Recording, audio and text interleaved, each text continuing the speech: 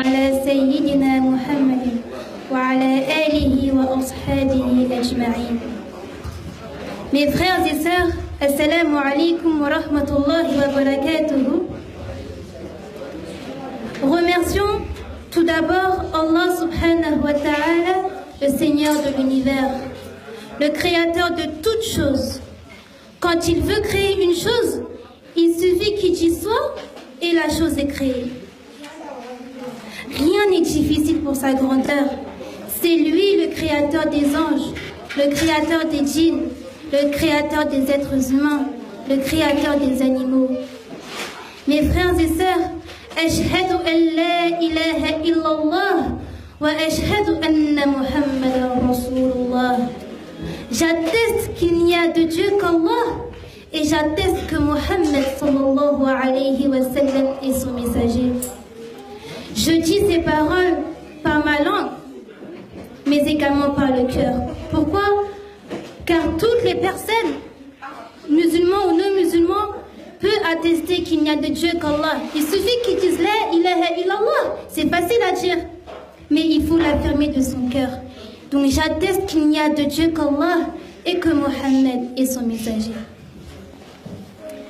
قال الله تعالى وما خلقت الجن والإنس إلا ليعبدون. Je n'ai créé les djinns et les êtres humains que pour qu'ils m'adorent.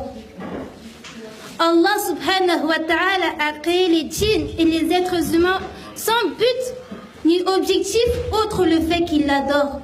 Mais mes frères et sœurs, comment adorer Allah subhanahu wa ta'ala si on ne le connaît pas? Comment adorer le Seigneur de l'univers si on ne connaît pas sa grandeur, sa puissance? Je vous pose la question. Comment est-ce qu'on veut adorer le Seigneur de l'univers? C'est pour cela que le thème d'aujourd'hui va porter sur la science, al-ilm. Allah subhanahu wa ta'ala dit dans le noble Coran: ô vous qui avez cru, préservez-vous ainsi que vos familles d'un feu dont le combustible sera d'hommes et de pierre. Méditez sur mes paroles. Ô vous qui avez cru, préservez-vous vos familles ainsi que vous d'un feu dont le combustible sera d'hommes et de pierre. Surat al-Tahrim. Il a été rapporté pour le tafsir de cette sourate que la préservation du châtiment de l'affaire aura lieu par l'apprentissage de la science de la religion. Alors que nous savons tous que la meilleure des sciences de la religion est le tawhid, l'unicité d'Allah, car elle concerne la connaissance d'Allah et celle de son messager. Mon frère, ma sœur, il n'est pas difficile d'apprendre la religion. Il faut juste prendre son temps et sacrifier, car certes, lorsque tu veux apprendre la religion d'Allah subhanahu wa ta'ala, il faut que tu fasses des sacrifices, comme le fait de sacrifier de ton temps.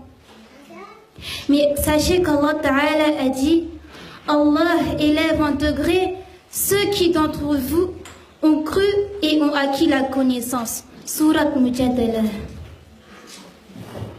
Subhanallah. Allah élève en degré ceux d'entre vous qui ont cru et ceux qui ont acquis la connaissance. En plus de cela, mon frère, ma sœur, Allah dit dans Surat Al-Zumar: قُلْ هَلْ يَسْتَوِي الَّذِينَ يَعْلَمُونَ وَالَّذِينَ لَا يَعْلَمُونَ. Sont-ils égaux ceux qui savent et ceux qui ne savent pas? Je vous pose la question, mes frères et sœurs. C'est une évidence. Car avec la science de la religion d'Allah, Allah Azza wa Jal fait que beaucoup de mal soient réparés et que beaucoup de créatures soient sauvées de la perdition. Avec l'apprentissage et la connaissance de la science de la religion, l'esclave d'Allah apprend la valeur respective des actes. Avec l'apprentissage et la connaissance de la science de la religion, il connaît ce qui est interdit, haram, ce qui est déconseillé, makrouh, ce qui est permis, mubah, ce qui est obligatoire, fard, et ce qui est recommandé, mandoub. Avec l'apprentissage et la connaissance de la science de la religion, il connaît ce qui d'entre les péchés font partie des petits péchés, as-saghir, et ceux qui font partie des grands péchés, al-kabir. Avec cela, le croyant parvient à être bien guidé. Qu'Allah nous accorde la science. Il est donc essentiel, mon frère, ma sœur, que tu connaisses le convenable en apprenant la religion d'Allah et que tu connaisses le blâmable de la même sorte. Puis, tu accomplis l'obligatoire dans le fait d'ordonner le convenable et d'interdire le blâmable. Ainsi, la compréhension de la religion font partie des signes de la faïsté et des preuves qu'Allah a voulu le bien pour son serviteur. عن معاوية رضي الله عنه قال رسول الله صلى الله عليه وسلم من يريد الله به خيرا يفقهه في الدين الله أكبر. D'après Muawiyah, Nabi sallallahu alayhi wa sallam a dit, celui à qui Allah veut du bien, il lui fait comprendre la religion. Celui pour qui Allah veut du bien, il lui fait apprendre la religion. Muttafaqun alayhi. De plus, le messager d'Allah sallallahu alayhi wa sallam a dit, certes, Allah l'a agréé et ses anges, les habitants des cieux et des terres, jusqu'à la fourmi dans sa tanière et au poisson, prie pour celui qui enseigne aux gens le bien. Subhanallah, la petite fourmi là, que vous voyez même pas lorsqu'on marche, elle prie pour nous, jusqu'au poisson. Subhanallah, méditez juste 2 secondes.